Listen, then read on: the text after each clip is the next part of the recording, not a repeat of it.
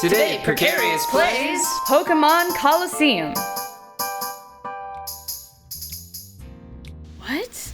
I wonder if this is secretly about to turn into a tutorial for Hyper Mode. Keep going and see if he says anything weird. Yeah, Yep. There it is. Nice segue. Very smooth, Pokemon Colosseum. Are we starting an episode? Yeah. So... Okay. So it snaps back into reality if you call it. So that's what we've been doing. Right. What is hyper mode? What is bad about hyper mode? Well, as I explained a little bit last episode, which I realize now that I was describing it based on something that you may have never encountered in Heart Gold or Soul Silver. Mm-hmm. Whenever a Pokemon enters hyper mode, it can become disobedient.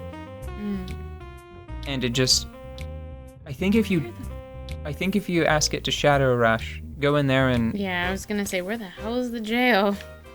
Yeah, I don't know if there's a regular Pokemon Center around here. I would just deposit your Pokemon quickly, and then take them back out. Okay. You can press, I think it's the Y or X button to, turn the hand yellow. Mm-hmm. And it lets you pick them up without going through one of the middle menus. Oh, that's cool. Do they get better in the box even if they're dead? I mean, passed out? Yes. I mean, they're not dead, obviously.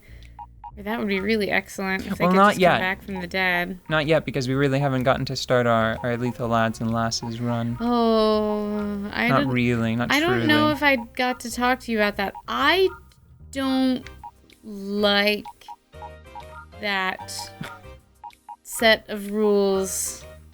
Well, look, at least we're not doing something lame like a Nuzlocke. It's only lame because it's popular. Which everyone knows is just Lethal Lads and Lasses for chumps. The first time I heard the word Nuzlocke, I thought that it was a Pokemon. I think it's based on a Pokemon. I think that's where the name comes from, is, Nuz...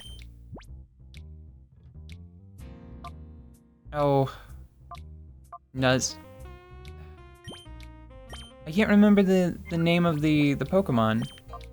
It's like Nuzleaf, maybe. Aww. That's such a cute name, much like Nuzlocke. Okay. Well, okay. Kidding aside, I would love to detail my problems with Nuzlocke runs. Do you take issue with that? With me taking time to do that? Let me first tell you what I like about the idea of them. Okay. I like the idea of being forced to use Pokemon that you would not normally use and exploring parts of the game that normally you don't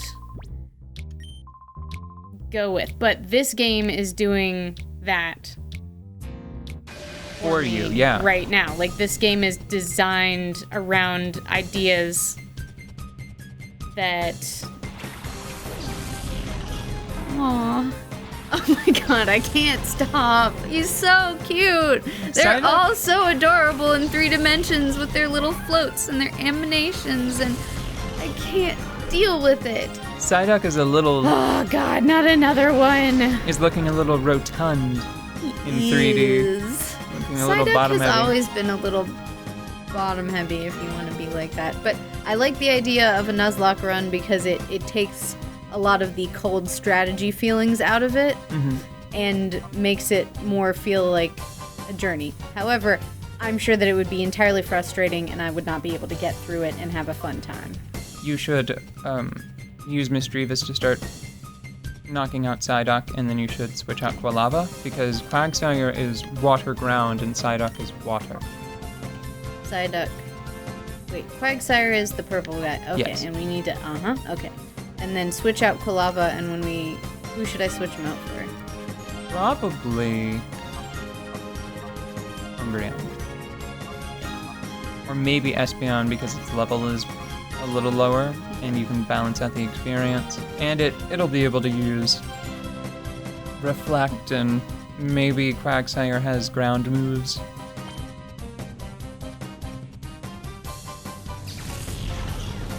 So, first thing you don't like about Nuzlocke runs. The first thing I don't like about Nuzlocke runs, well, I guess I have to say it because it's the first thing that came to mind. It's not the greatest reason for not liking them. Mm-hmm. But one of the things that always really bothers me, just have Espeon use Reflect. The conceit for a Nuzlocke run is whenever your Pokemon faint, they actually die. And you have to release them because they're dead. That is completely unnecessary because there is an established character in Pokemon lore that does that kind of shit. Mm-hmm. I'm pretty sure his name is Paul, and he's from the anime. And he was very famous for he would catch a Pokemon and he would use it to battle Ash or whoever, and if it fucked up, he wouldn't keep training it. He would be like, wow, No, you lost suck. your chance, bye. And then he would release them, yeah. Oh my lords. So there is no reason to have this unnecessary, like, oh, it's dead and I have to release it. You should just fucking own up to what you're doing and it should just be called like a Paul run. Oh yeah. And you should just have to say, you should have to look your Pokemon in its adorable face and be like, you fucked up, you are a failure, your stats and moves are awful, get out of my party. So Misdreavus, since all it has is Shadow Rush, I should really just use its turn for items, right? Eventually, I think right now you should actually Shadow Rush Quagsire, and then you should switch Espeon out for Umbreon. Okay. So do you think Quagsire can take Shadow Rush from Misdreavus? Yeah, it's pretty bulky. Why will it take less damage? Is it because of the amount of HP it has, or because it's level 30? What do you mean? I mean, we didn't want to use Shadow Rush against Misdreavus because it wouldn't be able to take it. Why is Shadow Rush going to be okay to use against Quagsire? This is not always true, but you can often detect, you can get a feeling for the stats of a Pokemon based on its looks. And even though I don't know Misdreavus's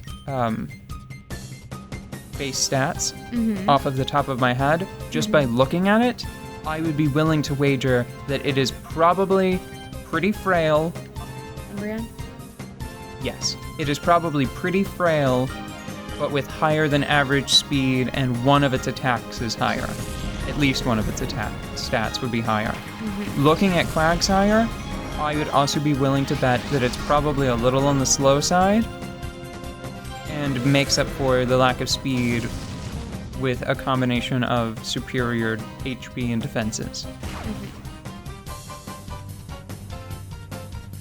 Okay. Should I call? Call and bite. And fight Quagsire. Or you could Secret Power and see... Secret Power has, I think, like a 30% chance of doing, inflicting a status ailment or a debuff. A stat debuff, I think, of one stage. Based on the terrain that you're fighting in. Okay. And I think the stock one, like the standard, was paralysis. Misdreavus came to its senses. Oh. What's wrong? I just realized that I miss giving my Pokemon nicknames. I think you get to nickname them whenever you purify them. I think they give you the option. Yeah. But see how, even though you've been hitting him a few times, he still has over a third of his HP left? Yeah. Yeah. Should I risk Misdreavus or should I switch her out? You can probably switch out to Makihita. Okay. If not, just to give Makihita, A little experience. well, a little heart gauge reduction. Now, you only get experience for defeating Pokemon? Current in this generation, yes. Okay, but you get... No, wait, I'm sorry. Everyone that participates in the battle gets a share of the experience when a Pokemon is defeated. That they don't have to land the knockout blow. Oh, okay. Does that make sense? Yes. Okay. Wait, there's something that there's still other stuff about Nuzlocks. Real fast, because I want to finish talking about Nuzlocks before we complete this battle. Mm-hmm. So I don't just go on episode after episode about it, because I probably could. It casts too much of a light on some of the worst parts of Pokemon. Mm-hmm. One of which is critical hits. A critical hit is an inconvenience that feels like, sometimes it can feel a little unfair whenever you're playing the game normally. And you should probably start throwing Pokeballs with Umbreon. It feels a little unfair occasionally whenever like a gym leader or something gets a lucky critical hit in and a battle you thought you had Suddenly, like... just gets turned completely around. In a Nuzlocke, a critical hit can be game ending. Yes. I mean, I'm sorry for your loss. Bandana guy. Yibble. What's so funny about Bandana Guy? He's way into... Look, some people really like their shorts. This guy really likes his bandana. Yeah, but they call shorts people youngsters. I'm pretty sure in Japan, I think that the name for the last trainer class was miniskirt. Really? Yeah, I'm pretty sure they were called like miniskirt Susan. Or like school skirts. Yeah, like that. It was that kind of name. Okay, alright, fine. I always wanted to be a miniskirt when I was growing up playing Pokemon. Aww. Because they always had Clefairy. Ah! And I love Clefairy. It's one of my favorite Pokemon. Yeah, you'll wear whatever. If I get a Clefairy, yeah. The only thing I would not wear to get a Clefairy is a Clefairy because it's gross. Yeah.